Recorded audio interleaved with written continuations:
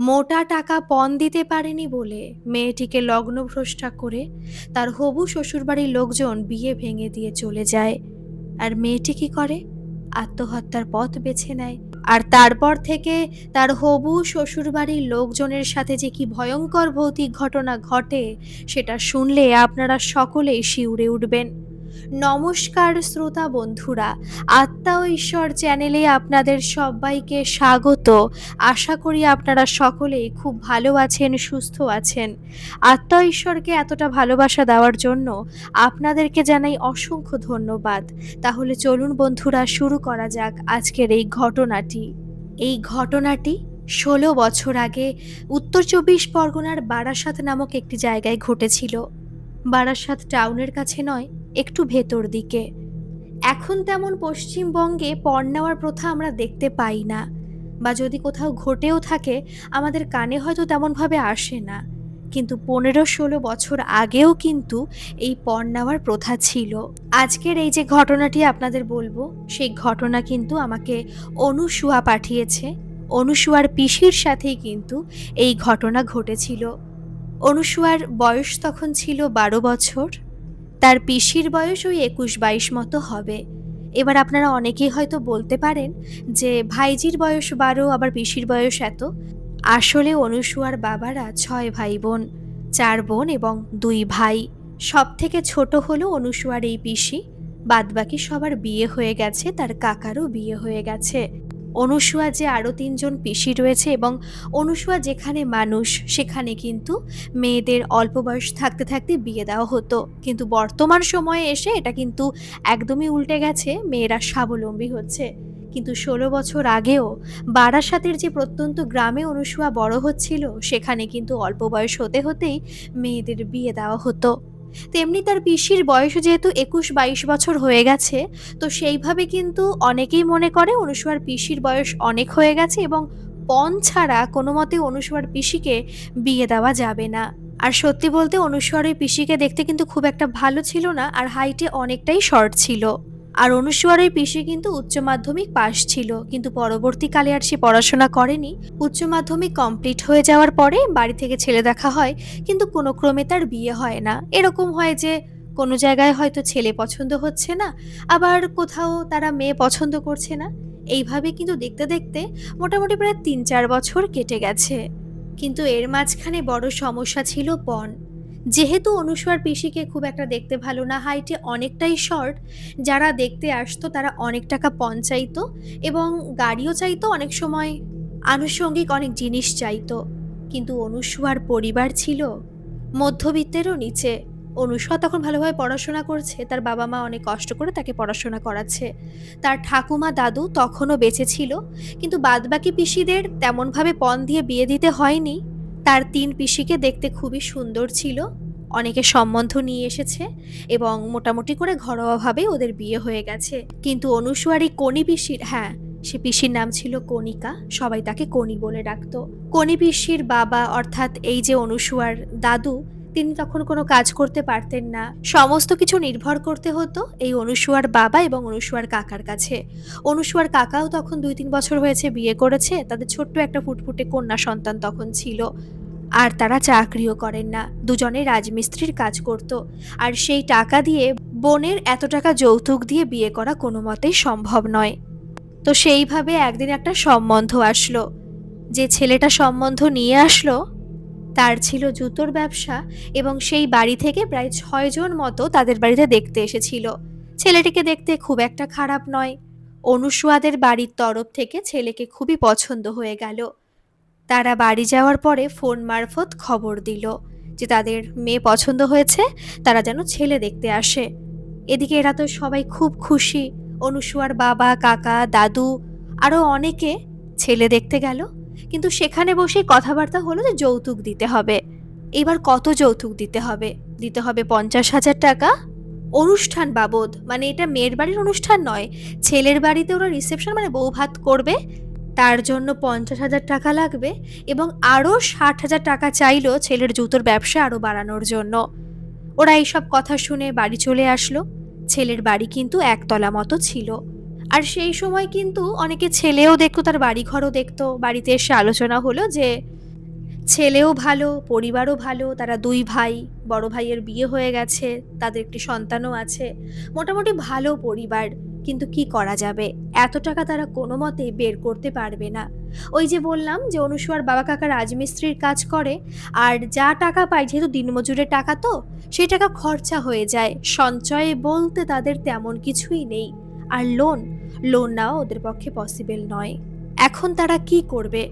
কিন্তু সেই সময় কোনোভাবে অনুসুয়ার যে আরেক পিসেমশাই ছিল তার থ্রুতে নাম্বার আদান প্রদান হয়। কার সাথে কার? এই কনি পিসির সাথে সেই ছেলেটির। আদান প্রদান না হলেও সেই ছেলেটির নাম্বার নিয়ে আসে। হয়তো ছেলেটি এই অনুসুয়ার পিসেমশাইকে নাম্বার দিয়েছিল কনি পিসিকে দেওয়ার জন্য। তখন তো কনি পিসির ফোন ছিল না, অনুসুয়ার বাবার ফোন ছিল। ছোট কিপ্যাড ফোন ছিল। সেই ফোন থেকেই কিন্তু কনি পিসি সেই ছেলেটির সাথে কথাবার্তা বলতো। এটা কিন্তু বাড়ির লোকজন কেউ জানতো না। শুধুমাত্র জানতো সেই পিসেমশাই এবং কনি পিসি আর সেই ছেলেটি। যেহেতু কনি পিসির সঙ্গে সেই পিসেমশাইয়ের একটা জামাইবাবু মানে শালি জামাইবাবুর সম্পর্ক, তো একটা ইয়ার্কির সম্পর্ক, তাই তার জন্য কিন্তু নাম্বারটা নিয়ে এসেছিল। আর সে কিন্তু কাউকে এই কথাটা বলেনি। আর এদিকে কথা বলতে বলতে এদের মধ্যে কিন্তু একটা ভালো সম্পর্ক গড়ে উঠেছিল। কনি পিসি কিন্তু তাকে জানিয়েছিল যে এই বিয়ে হয়তো তাদের হবে না, যেহেতু তার বাড়ির পক্ষে এত টাকা দেওয়া সম্ভব নয়। কারণ এত টাকা দিতে হবে, তারপরে বাড়িতেও অনুষ্ঠান করতে হবে। সেই টাকা তার ২ দাদা কোনো মতে বের করতে পারবে না। তাই তাদের বিয়েটা কোনো মতেই হবে না। কিন্তু ছেলেটি তাকে আশ্বাসও দিয়েছিল যে, "কনি, আমি তোমাকে প্রচণ্ড ভালোবেসে ফেলেছি। আমার কোনো যৌতুক দরকার নেই। তোমার দাদারা যা জোগাড় করতে পারবে তাই দিক। এখানে আমার কোনো টাকার দরকার নেই। পরিবারের লোকজন বুঝতেই পারছো। যেটুকু তারা দিতে পারে দিক, বাকিটা আমি ম্যানেজ করে নেব, কোনো সমস্যা হবে না।" এটা শুনে কিন্তু কনি পিসির খুব ভালো লেগেছিল। যেহেতু এর আগে কখনো সে কোনো ভালোবাসার সম্পর্কে জড়ায়নি, ভালো সে লাগতেই পারে। কিন্তু যেহেতু কনি পিসিকে দেখতে তেমন ভালো না তো, আর হাইটটাও অনেকটা শর্ট, তাই কনি পিসি তেমন কারোর কাছ থেকে ভালোবাসা কোনোদিনই পায়নি। আর এই প্রথম অ্যারেঞ্জ ম্যারেজ করে তার বিয়ে হবে, সে বিয়ে না হোক, মানে তার কথা হচ্ছে তো। আর ছেলেটি তাকে এত ভালো, ভালো কথা বলছে, তাকে বিয়ের এমনকি যৌতুকের টাকা ম্যানেজ করে দেবে বা কোনোভাবে যৌতুক দিতে হবে না, অল্প দিলেও হয়ে যাবে। এত সুন্দরভাবে তার পাশে থাকছে, এটা শুনে কিন্তু কনি পিসির সত্যি ভীষণ ভালো লাগছিল। তো যেহেতু কথাবার্তা শুরু হয়ে গেছে, মেসেজেও কথা হচ্ছে, তো সেইভাবে কিন্তু তারা একদিন দেখাও করে এবং তাদের মধ্যে অনেক গভীর সম্পর্ক গড়ে ওঠে। অবশ্য এইসব কথা তার বাড়ির লোকজন কেউই জানে না। বাড়িতে আরও অন্যান্য ছেলে দেখা শুরু হয়ে যায়। ঘটকের থ্রুতে আরও অন্যান্য পাত্র তাদের বাড়িতে আসে। কিন্তু হঠাৎ করে একদিন ছেলের পরিবার থেকে খবর আসে যে তারা বলছে, "ঠিক আছে, তোমরা যেটুকু টাকা পারো আমাদের দাও, বাকিটা সে পরে দেখা যাবে।" কথা কিন্তু এটা বলেছিল। একবারও কিন্তু বলেনি যে বাকি টাকা দিতে হবে না, যে তোমরা যেটুকু পারো দাও, বাকি টাকা ঠিক আছে দিতে হবে না। কিন্তু এটা বলেছিল বাকিটা পরে দেখা যাবে। অবশ্য এরা তখন ভেবেছিল ঠিক আছে, ওরা হয়তো ভালো মানুষ, আমাদের কনিকে হয়তো পছন্দ হয়েছে, তাই হয়তো ওরা এই কথা বলেছে। এদিকে এরা ভীষণ খুশি, কনিও তো ভীষণ খুশি। মানে কনি পিসি অনুসুয়ার মাকে জানিয়ে দিয়েছিল যে, "বৌদি, আমার ওর সাথে কথা হচ্ছে, ছেলেটি ভীষণই ভালো, বেশি টাকা পয়সা আর দিতে হবে না, যেটুকু তোমরা পারো সেটুকুই দাও, বাকিটা ও বলেছে ম্যানেজ করে নেবে।" বাড়ির লোকজন তো এই কথা শুনে ভীষণই খুশি হলো। তারপরে এরা আর যায়নি, ছেলের বাড়ি থেকে আবার এসেছিল। পাকা কথা কিন্তু এই অনুসুয়াদের বাড়িতে বসে হয়ে গিয়েছিল। নির্দিষ্ট দিনে বিয়ে হবে, বিয়ের ডেটও ফাইনাল হয়ে গেছে। কিন্তু এর মাঝখানে কনি পিসির সঙ্গে সেই ছেলেটির ওই যে বললাম গভীর সম্পর্ক হয়েছে, এবং সেই সম্পর্ক কিন্তু শারীরিক সম্পর্কেও রূপান্তরিত হয়েছে। কনি পিসি তার সঙ্গে অনেকবার দেখা করত, শারীরিক সম্পর্কে লিপ্তও হয়েছিল। অবশ্য কনি পিসি নাকি প্রথমে রাজি ছিল না, যেহেতু সেই ছেলেটি তাকে খুব প্রতিশ্রুতি দিয়েছিল এবং বলেছিল তাকেই বিয়ে করবে, তাকে খুবই ভালোবাসে। তাই কনি পিসিও এখানে দুর্বল হয়ে গিয়েছিল। সেই বিয়ের নির্দিষ্ট দিন চলে আসলো। সকালবেলা থেকে বিয়ের অনেক তোড়জোড় অবশ্য আগে থেকেই শুরু হয়ে গিয়েছিল।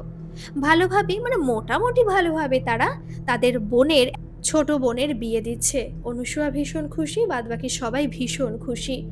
কিন্তু বিয়ের দিন যখন বরযাত্রী সবাই চলে আসলো, যখন বিয়ে শুরু হবে, ঠিক সেই মুহূর্তে ছেলের বাবা হঠাৎ বলে বসে, "কি ব্যাপার? বাকি টাকা যে আজকে দেওয়ার কথা ছিল, তোমরা দেবে না? কখন দেবে?"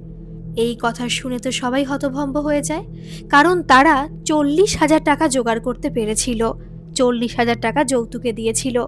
কিন্তু বাকি তখনও ৭০,০০০ টাকা ছিল। সেই টাকা তারা ভেবেছিল দিতে হবে না। এমনকি কনি পিসিও তার বৌদিকে মানে অনুস্বার মাকে বলে দিয়েছিল যে, "বৌদি, মনে হয় সেই টাকা আর দিতে হবে না। আমাকে ও বলেছে ম্যানেজ করে নেবে।" কিন্তু এখন তারা কোথা থেকে জোগাড় করবে? এই যে বোনের বিয়ে দিচ্ছে সেই কারণেও কিন্তু ওদের অনেক টাকা ধার দেনা করতে হয়েছে। তাদের হাতে কিন্তু এখন একটা টাকাও বলতে গেলে নেই। তারা কোথা থেকে দেবে ৭০,০০০ টাকা? সেই সময় কিন্তু ১-২ কথায় বাকবিতণ্ডা হয় এবং সে বাকবিতণ্ডা থেকে প্রচুর ঝগড়া শুরু হয়। কনি পিসি অসহায়ভাবে তাকিয়ে রয়েছে সেই ছেলেটির দিকে, যে ছেলেটি হয়তো এখন উঠে প্রতিবাদ করবে কিছু। আমি বারবার ছেলেটি বলছি, তার নাম কিন্তু শুভঙ্কর। তো সেই শুভঙ্করের দিকে যখন কনি পিসি তাকিয়ে রয়েছে, আমি শুভঙ্করের শেষে কোনো দাদা কাকা কিছুই বলবো না, কারণ আমি শুভঙ্কর বলতেই স্বচ্ছন্দ বোধ করছি, কারণ সে এমন একজন মানুষ, তাকে আর কিছু বলা যায় না, কোনোভাবেই তাকে কোনো কিছু বলে সম্বোধন করা যায় না। তো যাই হোক, শুভঙ্কর কোনো প্রতিবাদ করেনি, সে চুপ করে বসে রয়েছে। এমনকি যখন ১-২ কথায় এই ঝগড়াটা অনেক কঠিন পর্যায়ে চলে যায়, তখন কিন্তু এই শুভঙ্কর উঠে তার পরিবারের পক্ষ নেয় এবং বলে ওঠে, "যখন পরিবার থেকে টাকা চাইছে তখন তো দেওয়া উচিত। টাকার কথা তো হয়েছিল। অনেকদিন তো সময় দেওয়া হলো।" কনি পিসি তো একেবারে হতভম্ব হয়ে যায়। বাড়ির পরিস্থিতি খুব খারাপ হয়ে যায়। এমনকি অনুসুয়ার ঠাকুমা, দাদু সবাই কিন্তু অসুস্থ হয়ে পড়ে। যে বিয়ের দিন এ কি অনর্থ ঘটছে। অশান্তি এমন পর্যায়ে চলে যায় যে বিয়ে আর হয় না। এদিকে অনুসুয়ার বাবা, কাকা, দাদু সবাই হাতজোড় করে করজোড়ে মিনতি করে যে বিয়েটা কোনোমতে হয়ে যাক। আমরা ঠিক আছে, আমরা টাকা জোগাড় করার চেষ্টা করব। এর আগে হয়তো বিয়েটা ক্যান্সেল করে দিত তারা, কিন্তু যেহেতু বিয়ের এই যে দিনটা চলে আসলো, তারা মণ্ডপে বসে পড়েছে। এখন যদি বিয়ে না হয় তাহলে তো লগ্নভ্রষ্টা হয়ে যাবে মেয়ে। সেই কারণে কিন্তু ওরা কথা দিচ্ছে যে বৌভাতের আগের দিন অর্থাৎ কালকে বা পরশুদিন সকালের মধ্যেই তোমরা টাকা সমস্ত কিছু পেয়ে যাবে। আমরা যে করে হোক টাকা জোগাড় করব। কিন্তু ওদের নাকি আত্মসম্মানে লেগেছে, তাই তারা নাকি ছেলের বিয়ে দেবে না। কনি পিসি কিন্তু খুব কেঁদেছিল, প্রচণ্ড পরিমাণে কাঁদছিল। এমনকি তার লজ্জাকে দূরে সরিয়ে সে শুভঙ্করের কাছে গিয়ে কিছু একটা বলেছিল ফিসফিস করে, কিন্তু শুভঙ্কর তার প্রতিও রেগেছিল। আর সেই যে রাগ দেখাচ্ছিল শুভঙ্কর, সেটা দেখে কিন্তু সেই মুহূর্তে ভেঙে পড়েছিল এই কনি পিসি। তারা চলে গিয়েছিল। আত্মীয় স্বজন মোটামুটি তারাও চলে গিয়েছিল। যারা কাছের মানুষ, যারা তাদের ভালো চায়, তারা থেকে গিয়েছিল সহানুভূতি দেখানোর জন্য। কিন্তু অনেকেই অনেক কটু কথা বলতে বলতে চলে গিয়েছিল, অনেকে আবার ওদের হয়ে কষ্টের কথা বলতে বলতে চলে গিয়েছিল। কিন্তু বাড়িতে তেমন আর কেউ ছিল না। ছিল ওর দিদিরা, জামাইবাবু, মোটামুটি তাদের কাছের আত্মীয় স্বজন শুধুমাত্র ছিল।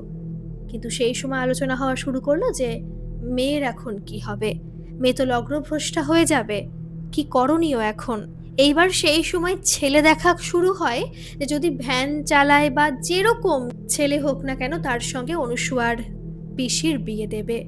কিন্তু সেই সময় যে কোন ফাঁকে সেই কনি পিসি ঘরের মধ্যে চলে যায় কেউ কিন্তু বুঝতে পারেনি।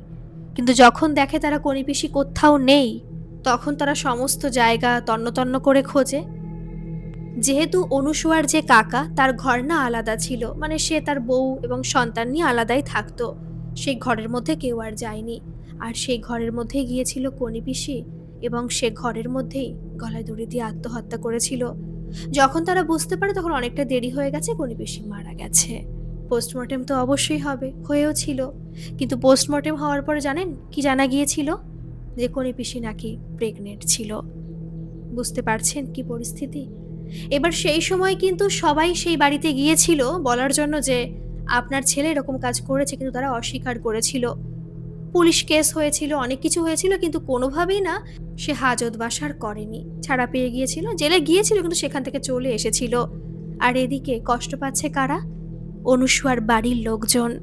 ভাবতে পারছেন? হয়তো অনুসুয়ার সেই ছোট জামাই বাবু আফসোস করছিল যে কেন তাকে নাম্বারটা এনে দিয়েছিল সে। কিন্তু জানেন, এই যে তারা শারীরিক সম্পর্কে আবদ্ধ হয়েছে, এইসব অনেক কথাই কিন্তু অনুসুয়ার মা জানতো। কিন্তু অনুসুয়ার মা তাকে বারংবার বারণ করেছিল যে, "এগুলো করা কিন্তু অন্যায়। তুই তুমি এই পথে যেও না। বিয়ে হোক, তারপরে সমস্ত কিছু হোক।" কিন্তু তার আগে অনেক কিছুই ঘটে গেছে।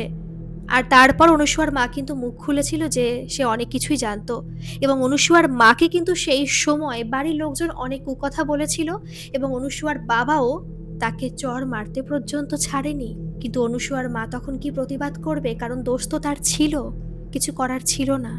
কিন্তু জানেন, অনুসুয়ার যে পিসি মারা গেল, তার পরের দিন থেকেই কিন্তু সেই বাড়িতে অনেক অঘটন ঘটতে শুরু করে। এমনকি অনুসুয়ার যে কাকার মেয়েটা ছিল, যে খুবই ছোট, সে সবসময় কাঁদতে থাকে এবং তার শরীর সবসময় অসুস্থ থাকে। এমনকি সে মাঝে মাঝে এমন ভয়ঙ্করভাবে কোনো দিকে তাকায় যেখানে ভয়ঙ্কর কিছু দাঁড়িয়ে রয়েছে, এবং অনেক সময় সে চেনা কাউকে দেখতে পায় যাকে দেখে সে হেসে ওঠে, আবার সে কেঁদে ওঠে, এরকম করে। কিন্তু অনেকেই এটা দেখে বলে যে কনির আত্মা মুক্তি পায়নি, কনির আত্মা এখনো আছে। ৩ দিনে তো কাজ সম্পন্ন করবে, যেহেতু আত্মহত্যা। তো ৩ দিনে যখন কাজটা সম্পন্ন করবে তখন কিন্তু বাড়িতে কিছু একটা যোগ্য মতো করে নিও। তাহলে হয়তো বাড়ির উপরে এই যে অশুভ ছায়া, বা ও যদি কাউকে ভালোবেসে থাকে, যেহেতু সে অনুসুয়াকে এবং ছোট বাচ্চাটাকে ভালোবাসতো, তো তাকে নেওয়ারও চেষ্টা করতে পারে। থাকে না এরকম বয়স্ক গুরুজনরা আশেপাশে বাড়িতে, তারা এরকম কিন্তু কথাবার্তা বলে। তো সেইভাবে সবাই সেই কথা শোনে। কিন্তু ৩ দিনের মধ্যে কিন্তু সত্যি বলতে অনুসুয়া বলছে যে সেও নাকি অনেক কিছু অনুভব করতে পেরেছে। এমনকি রাত্রে সে বারবার করে স্বপ্নও দেখে যে অনুসুয়ার পিসি তাকে ডাকছে আর বলছে, "আমি মরতে চাইনি, আমি ভালোবাসা চেয়েছিলাম, আমি মরতে চাইনি। কেন আমার সঙ্গে এরকম হলো?" অনুসুয়ার ঘুম আসে না। ওই ১২ বছরের মেয়েটি কিন্তু খুব অসুস্থ হয়ে পড়ছিল ওই ১-২ দিনের মধ্যে। সবাই সেটা বুঝতে পারছিল যে অনুসুয়ারও জ্বর আসছিল, অনুসুয়ার সেই ছোট বোনটারও জ্বর আসছিল। আর বাড়িতে তারা রাত্রে ঘুমানোর পরে বাইরে অনেক কিছুই কিন্তু শুনতে পেত, যে বাড়ির বাইরে থেকে নাকি কিছু একটা আওয়াজ হচ্ছে আর কেউ যেন কাঁদছে। তাই তারা রাত্রেবেলায় কিন্তু ওই ২-৩ দিনের মধ্যে বাড়ির বাইরে কেউ বেরোতো না। ৩ দিনের দিন কাজ করার সময় কিন্তু সত্যি বলতে বাড়িতে যজ্ঞমতো করা হয়েছিল, এবং সেই বাড়িতে যজ্ঞমতো করার পরে সত্যি বলতে অনুসুয়া বলছে যে তারপর থেকে আমরা বাড়িতে আর কিছু অনুভব করিনি। কিন্তু অনুসুয়া কিন্তু স্বপ্ন দেখা ছাড়েনি। এমনকি তার সেই ছোট্ট বোন, মানে তার কাকার মেয়েটিও রাত্রে স্বপ্নের মধ্যে কেঁদে কেঁদে উঠত, আবার মাঝে মাঝে কিন্তু হাসতো। এইটুকু মাত্র হতো। কিন্তু এই যে বাইরে আওয়াজ হচ্ছে, কাদার আওয়াজ বা ভয়ঙ্কর কিছু আওয়াজ, এগুলো কিন্তু সত্যি বলতে হচ্ছিল না। তখন ওরা ভাবছিল যে যেহেতু তাদের পিসি মারা গেছে, অনেকদিন তো এখানে ছিল, ওদের খুব ভালোবাসতো, তো সেইভাবেই হয়তো এরকম হচ্ছে। আবার একজনের কাছ থেকে ওদের জন্য জলপড়া নিয়ে আসে তারা, মানে সেই বয়স্ক মানুষটি ওদের ঝাড়িয়ে দেয় এবং হাতে একটা লাল তাগাবন্ত বেঁধেও দেয়, আর বলে যে আর কোনো সমস্যা হবে না। আর সত্যি বলতে কি জানেন, অনুষা বলছে তারপর থেকে আর কখনো আমি স্বপ্ন পর্যন্ত দেখিনি, কিছুই হয়নি। মোটামুটি সমস্ত কিছু একেবারে ঠিকঠাক হয়ে গিয়েছিল। কিন্তু তার দাদু ঠাকুমা খুব কাঁদতো, বিশেষ করে তার ঠাকুমা। এমনকি মাত্র ১.৫ মাস পরেই কিন্তু তার ঠাকুমা অসুস্থ হয়েই মারা গিয়েছিল। কদিন মাত্র জ্বর ছিল, ২-৩ দিন। তারপরে সে বয়সজনিত কারণে সবাই ধরে নিয়েছিল। অনেকে বলছিল মেয়ের শোকেই সে মারা গেছে। তার বয়স্ক দাদু, সেও কাঁদতো, কিন্তু পুরুষ মানুষ তো সবাইকে দেখাতে পারত না। কি ভাবছেন যে সমস্ত কিছু এখানে মিটে গেল? ওই সেই শুভঙ্করের কোনো শাস্তি হলো না?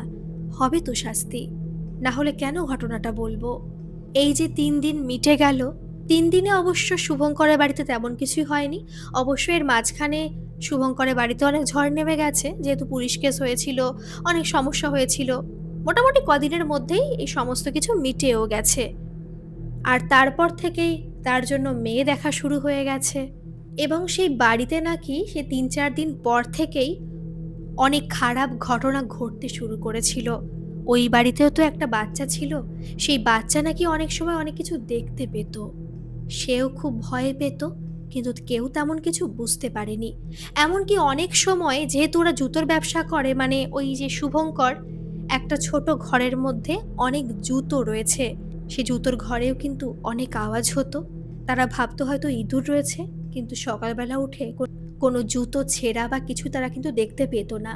কিন্তু ভৌতিক ঘটনা কিন্তু সেই দিন থেকে ওদের বাড়িতে শুরু হয়ে গিয়েছিল। যেহেতু কোনো খারাপ ঘটনা বা কোনো বিশেষ ভয়ঙ্কর ঘটনা ঘটেনি, তাই ওরা কিন্তু আর কোনো ভয়ও পায়নি।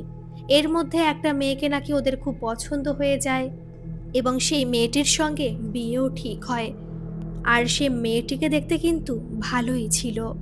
পাকা কথা, সমস্ত কিছুই হয় এবং সেদিনও কিন্তু অনেক ঘটনা সেই বাড়িতে ঘটেছিল। আপনা আপনি কাপ পড়ে যাওয়া বা যখন ওদের চা দিতে যায় তখন হাত থেকে চাটা পড়ে যায় এবং অনেক টুকটাক কিন্তু অঘটন ঘটতেই চলেছে। কিন্তু সেগুলোকে ওরা অসতর্কতা ধরে নিয়েছে। বিয়েটা কিন্তু হয়ে গিয়েছিল। কিন্তু জানেন, বিয়ের দিন একটা খারাপ কিছু ঘটেছিল। অবশ্য এখানে এই যে শুভঙ্করের বৌদিও কিন্তু অনেক কিছু জানতো, বুঝতে পেরেছিল, কিন্তু সে কাউকে কিছু বলেনি। এগুলোকে ক্যাজুয়াল জিনিস বলেই ধরে নিয়েছিল। যে গায়ে হলুদের বাটিটা সেই মেয়ের বাড়িতে যাবে, তার মধ্যে কিন্তু এক ফোঁটা লাল রক্ত দেখতে পেয়েছিল এই শুভঙ্করের বৌদি।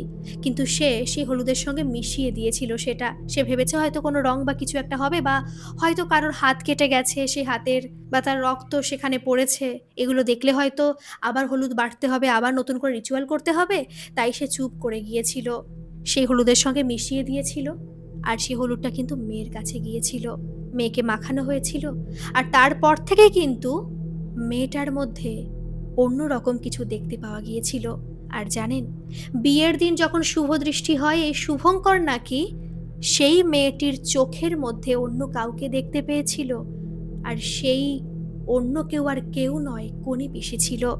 ১ সেকেন্ড মতো তাকিয়ে এসে চোখটা ফিরিয়ে নিয়েছিল শুভঙ্কর আর কি। তার মনে হয়েছিল সে সেখানেই মাথা ঘুরে পড়ে যাবে। আর তার সামনে যে মেয়েটি বসে আছে, সে এমনভাবে তার দিকে তাকাচ্ছে, মনে হচ্ছে যেন সে কোনো অন্যায় করেছে। আর এমনভাবে বোঝাতে চাইছে না যে বিয়েটা কর, তারপর তোর দেখাচ্ছি মজা, তুই আমার বড় শত্রু, এরকমই মনে হচ্ছিল। এই মেয়েটির সঙ্গে কিন্তু বিয়ের আগেও তার অনেকবার কথা হয়েছে। খুব ভালো বলেই মনে হয়েছে, দেখতে সুন্দর, একটা ভালো মেয়ে পাচ্ছে, যৌতুকও পাচ্ছে, মোটামুটি তার ভালো ঘরে বিয়ে হচ্ছে, তারা কিন্তু খুব খুশি ছিল। কিন্তু হঠাৎ করে মেয়েটা এরকম বদলে গেল কেন? কিছুই কিন্তু বুঝতে পারছে না এই শুভঙ্কর। অবশ্যই এগুলো হয়তো অন্য কেউ খেয়াল করেনি, কিন্তু খেয়াল তো করছে শুভঙ্কর। তার যেন কেমন অন্যরকম সন্দেহজনক বলে মনে হচ্ছে ব্যাপারটাকে। মনে হচ্ছে তার সামনে যে বসে আছে সেই মেয়েটা আগের সেই মেয়ে নেই, সে অন্য কেউ হয়ে গেছে, যে তার এখন বড় শত্রু। কিন্তু কি করবে? এর আগে এক জায়গায় বিয়ে ঠিক হয়েছিল, মানে কনিপিসির কথা, সেখানে বিয়ে ভেঙে গেছে। আবার যদি এখানে অন্যরকম কিছু বলে বসে তাহলে তো তাকে সবাই খারাপ বলবে। তাই আর কিছু বলার ছিল না, বিয়েটা কিন্তু হয়ে গিয়েছিল। কিন্তু জানেন, শুভঙ্কর নিজে পরবর্তীকালে বলেছে যখন সে সিঁদুর দেয় সেই মেয়েটিকে, তখন সে শুনতে পেয়েছিল, তার কানের কাছে এসেছিল একটা বিশ্রী রকম হাসি। কিন্তু মেয়েটি তো হাসছিল না, তাহলে হাসার আওয়াজটা কোথা থেকে পাচ্ছিল সেই শুভঙ্কর? বিয়ে তো হয়ে গেল, কিন্তু যখন বধূ বরণ হবে, যখন ঘরে বউকে বরণ করে নেওয়া হবে, সেদিন জানেন কি ঘটনা ঘটেছিল? আপনারা শুনলে অবাক হবেন, কারণ সেই রাত্রেবেলায়, হ্যাঁ রাত্রে নিয়ে এসেছিল শুভঙ্কর তার নতুন বউকে। আর সেই রাত্রেবেলায় খুব বেশি লোকজন শুভঙ্করের বাড়িতে ছিল না, কিন্তু যে কয়জন ছিল সেই কয়জন ১ সেকেন্ডের জন্য হলেও জিনিসটাকে লক্ষ্য করেছে। যখন দুধে আলতায় পা দিয়ে সেই মেয়েটি তার বাড়িতে প্রবেশ করে, তখন কিন্তু প্রথম পা সবাই উল্টো দেখেছিল, যে উল্টো পা রয়েছে। কিন্তু ১ সেকেন্ডের মধ্যেই সেই পা আবার সোজা হয়ে গিয়েছিল। প্রত্যেকে অবাক হয়ে গিয়েছিল এবং সমস্ত কাজ মিটে যাওয়ার পরে সবাই কিন্তু আলোচনা করেছিল যে তারা এরকম দেখতে পেয়েছে কিনা। তারা প্রত্যেকেই বলছে তারা দেখতে পেয়েছে। আর এই নিয়ে কিন্তু বাড়িতে আলোচনাও শুরু হয়ে গেছে যে এরকম কেন হলো, সবাই দেখতে পেল কেন? তখন এই সব কথা শুনে আরও যারা যারা দেখেনি তারা তখন বলল যে শোন একটা কথা বলি, আলতার ব্যাপার তো, হয়তো সেই পাটা এমনভাবে পড়েছিল তোরা সবাই অন্যরকম দেখতে পেয়েছিলি, পরে হয়তো জলটা ঠিকঠাক হয়ে গেছে, তোরা তারপর সোজা দেখতে পেয়েছিস। এইসব নিয়ে অত প্যানিক করার কোনো দরকার নেই, এগুলো স্বাভাবিক।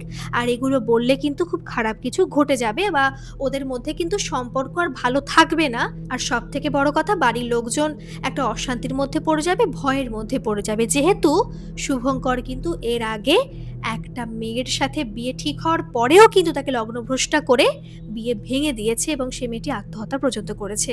তাই এইসব কথা তোরা বলিস না, তোরা চুপ করে যা। সবাই চুপ করে গেল। কিন্তু জানেন, তার পরের দিন সকালবেলা থেকে সেই বাচ্চাটি, মানে এই শুভঙ্করের দাদার সন্তান, সে কিন্তু এই যে মেয়েটি, মানে যাকে বিয়ে করে এনেছে শুভঙ্কর, তাকে দেখে দূরে সরে যাচ্ছে। সে ভালো করে ডাকলেও তার কাছে যাচ্ছে না, বারবার করে বলছে ভয় ভয়। এমনকি ওদের বাড়িতে কিন্তু একটা বিড়ালও থাকে, ওরা বিড়াল পোষে, মানে না পোষুক কিন্তু খেতে দেয়। সে বিড়ালটাও কিন্তু সকালবেলা থেকে, রাত্রেবেলা ডেকেছে কিনা ওরা শুনতে পায়নি, কিন্তু সকালবেলা থেকে ওরা আওয়াজ পাচ্ছিল যে বিড়ালটা খুব খারাপভাবে ডেকেই চলেছে। যেমন কোনো অশনি সংকেত আসলে একটা বিড়াল কুকুর ডাকে, ঠিক তেমনি সে বিড়ালটা ডেকে চলেছে।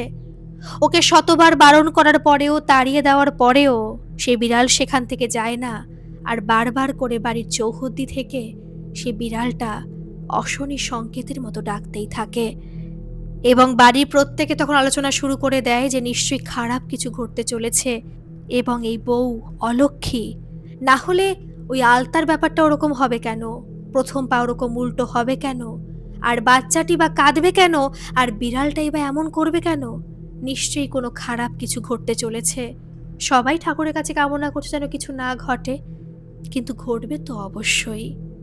সারাটা দিন এইভাবে বিড়াল ডেকেই চলেছে। পরের দিন থেকে তোড়জোড় শুরু হয়ে গেছে। বউ ভাত বলে কথা, অনুষ্ঠান ভালো করেই করা হচ্ছে, কারণ মেয়ের বাড়ি থেকে ভালো টাকা যৌতুক পেয়েছে, সেই টাকা দিয়ে খুব ভালো করে অনুষ্ঠান করা যাবে, তাই অনুষ্ঠান খুব ভালো করেই করা হচ্ছে। পরের দিন সকালবেলা থেকে যখন শুভঙ্কর তার নতুন বউয়ের সঙ্গে দেখা করতে এসেছিল, কথা বলতে এসেছিল, তখন কিন্তু তাকে দেখে শুভঙ্কর একটা থেকে দুটো কথা বলে আবার চলে গিয়েছিল। দাঁড়াতে পারছিল না, কারণ শুভঙ্করের ভয় লাগছিল সেই মেয়েটিকে দেখে, যাকে দেখে সে খুব খুশি হয়েছিল প্রথমবার দেখে, যে সত্যি তো মেয়েটি সুন্দরী, এখানে বিয়ে হলে কত ভালোই তার হবে। এর আগেও তো অনেকবার কথা বলেছে, দেখা করেছে, তাকে খুব ভালো লেগেছে, কিন্তু এখন কেন সে বউয়ের সঙ্গে, তার নতুন বিয়ে করা বউয়ের সঙ্গে সে কথা বলতে পারছে না, তার চোখে চোখ রাখতে পারছে না? কেন বারবার মনে হচ্ছে তার চোখে চোখ রাখলে বা তার সঙ্গে কথা বললে তার মাথাটা ঘুরছে, তার শরীর অসুস্থ হয়ে পড়ছে? কেন মনে হচ্ছে এই সামনে যে আছে সে তার সেই নতুন বিয়ে করা বউ নয়, সে অন্য কেউ, নাকি সে অন্য কাউকে বিয়ে করেছে? বারবার করে তার মনে কিন্তু একটাই প্রশ্ন ঘুরপাক খাচ্ছে, কারণ শুভ দৃষ্টির সময় যার চোখের দিকে সে তাকিয়েছিল সে কিন্তু সেই মেয়েটি ছিল না। তার চোখ দুটো সম্পূর্ণ অন্যরকম ছিল, চোখের মনি ছিল সম্পূর্ণ অন্যরকম। আর শুভঙ্কর কিন্তু নিজের মনেও বুঝতে পারছে, বিশ্বাস করছে সে চোখ দুটো ছিল সেই কনির, কারণ কনি পিসির সঙ্গে সে শারীরিক সম্পর্কে লিপ্ত হয়েছিল। কনি পিসির চোখ দুটোকে সে খুব ভালো করে চেনে, আর সেই চোখ দুটোই তার সামনে ঘুরে ফিরে আসছে, তাকে ভয় দেখাচ্ছে। কিন্তু এ তো তার নতুন বিয়ে করা বউ, এ তো সুন্দরী, হাইট ভালো, সমস্ত কিছু ভালো, এই মেয়ে তো কোনি হতে পারে না, কিন্তু তার চোখ কেন বারবার অন্য কথা বলছে? বাড়ি প্রত্যেকেই কিন্তু এগুলো লক্ষ্য করেছে যে তাদের ছেলে শুভঙ্কর বা সেই বাড়ি ছোট ছেলে তার বউয়ের সঙ্গে ঠিকমতো কথা বলতে পারছে না। যদি কোনো দরকারে তার সামনে যায়, একটুখানি কথা বলে সেখান থেকে বেরিয়ে আসে। কেন, কি হয়েছে এমন? নাকি শুভঙ্কর লজ্জা পাচ্ছে? বৌভাতের অনুষ্ঠান মিটলো, খুব ভালোভাবেই মিটলো, কোনো সমস্যা হলো না। কিন্তু সেই রাত্রে, ফুলশয্যার রাত্রে কি ঘটেছিল? সেই রাত্রেই তো ঘটেছিল সব থেকে ভয়ঙ্কর ঘটনা, কারণ সেই রাত্রেবেলায় অন্যান্য প্রত্যেকটি বাড়ির মতোই নতুন বউ ঘরের মধ্যে ছিল, এবং তারপরে শুভঙ্কর আসে, তার সঙ্গে তার বৌদিরা আসে, এবং আরো অনেকেই আসে, মানে বৌদির মতো যারা আছে আর কি, তারা সবাই আসে, আনন্দ হয়, ফাজলামি হয়, তারপর তারা চলেও যায়। কিন্তু রাত্রে শুভঙ্করের তো অন্য নেশায় মেতেছে, অবশ্যই সে মাতবে, কারণ কারণ সে তো ভালো পুরুষ নয়। কিন্তু জানেন, সেই রাত্রিবেলায় অনেক খারাপ কিছু ঘটে গিয়েছিল। আমি তার একটা কথাই বলছি, বাকিটা আমি বলতে পারছি না। কথাটা হচ্ছে এমন যে অন্যান্য ক্ষেত্রে কি হয়, পুরুষ মানুষ কামুক হয়, কিন্তু সেই ক্ষেত্রে ছিল কিন্তু সেই নারীটি কামুক। এবং এমন কিছু রাত্রে হয় যে সেই মেয়েটি এমন কিছু করে যে পরের দিন সেই ছেলে অসুস্থ হয়ে পড়ে, পরের দিন সে ঘরের থেকে বেরোতে পারে না, এবং সেই মেয়েটি কিন্তু সকাল সকাল দিব্যি ঘুম থেকে ওঠে, বাদ বাকি যে রিচুয়ালস থাকে সকালবেলা সেগুলো সমস্ত কিছু করে, এবং সবার জন্য এক পদে দুপদে রান্না করতে হবে সেগুলো কিন্তু করে। কিন্তু ছেলে তো ঘুম থেকে উঠছে না, যখন ঘরের মধ্যে শুভঙ্করের বৌদি ডাকতে যায় তখন শুভঙ্কর শুয়ে পড়েই তার বৌদি দুহাত ধরে বলে যে, বৌদি ও মেয়ে সুবিধার নয়, ও মেয়ের মধ্যে ওই কনির আত্মা ঢুকেছে, বৌদি ওই মেয়ে ভালো নয়, কিছু একটা আছে, ওই মেয়ে পিশাচ বৌদি, ওই মেয়ে পিশাচ। এদিকে তো শুভঙ্করের বৌদি শুনে হতবাক হয়ে যায়, কি হচ্ছে কিছুই বুঝতে পারে না।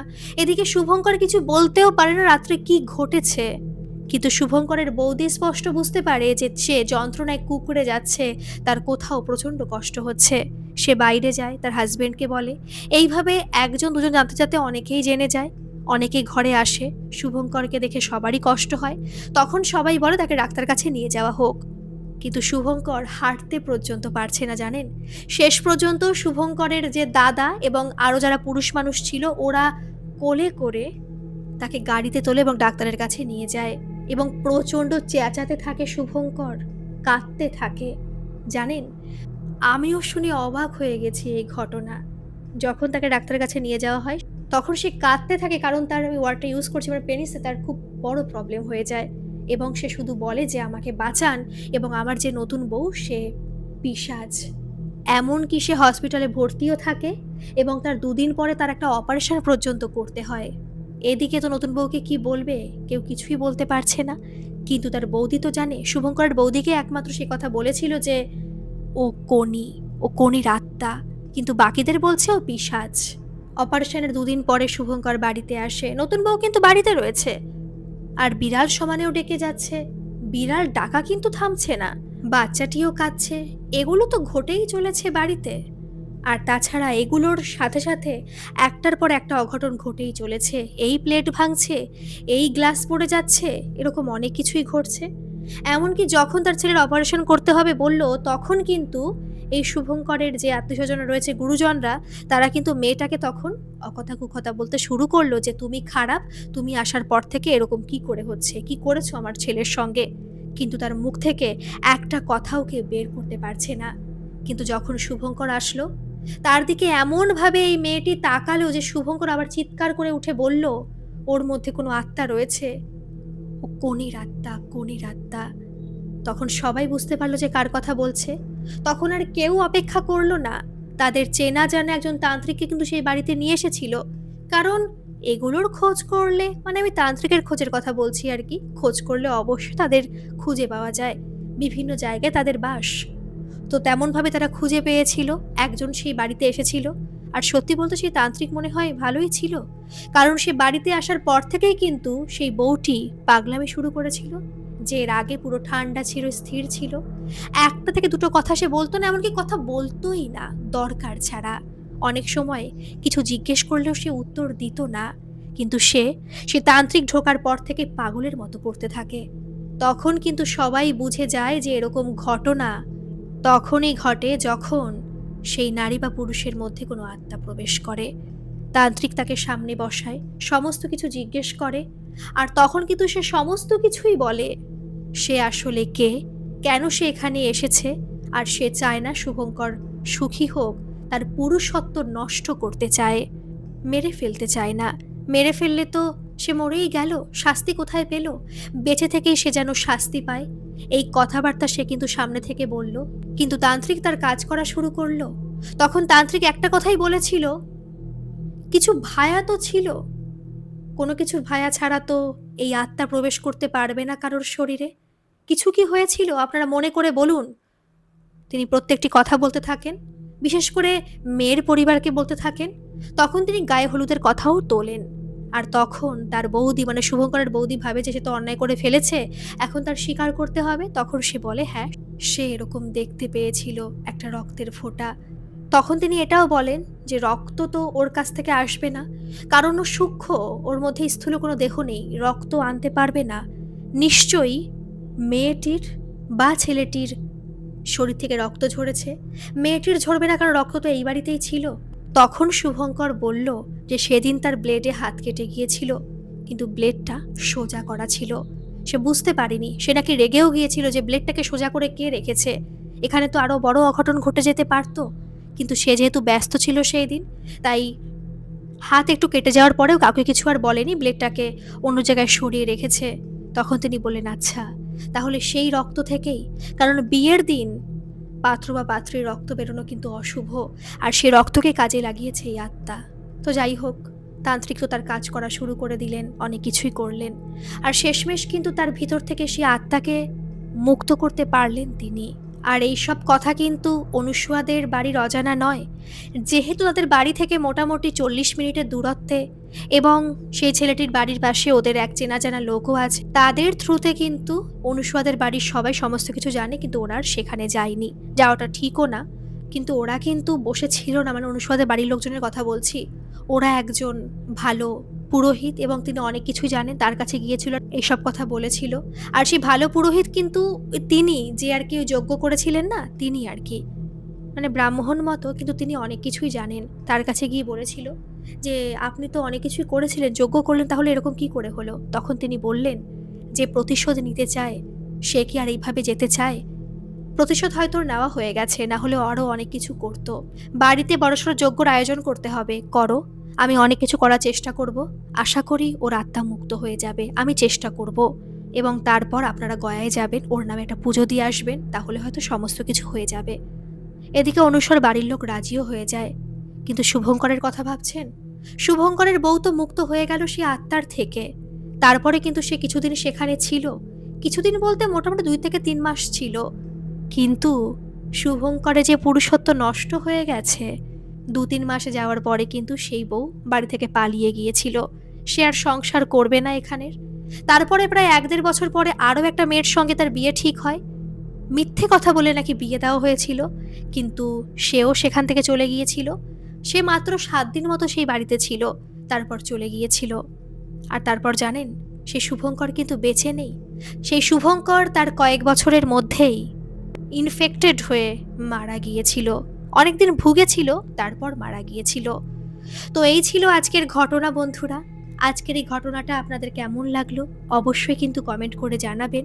আর হ্যাঁ, এরকম কোনো ঘটনা যেটা অলৌকিক হোক, অতিজাগতিক হোক, দৈবিক, ঐশ্বরিক, ভৌতিক, যে কোনো ধরনের ঘটনা হোক না কেন, আপনারা কিন্তু আমাকে নির্দ্বিধায় মেল করে পাঠাতে পারেন। আমার মেল আইডি ডেসক্রিপশন বক্সে দেওয়া আছে, আপনারা সেখানে গিয়ে আমাকে মেল করতে পারেন। ধন্যবাদ, ভালো থাকবেন, সুস্থ থাকবেন, আবারও আসবো এরকম কোনো ঘটনা নিয়ে।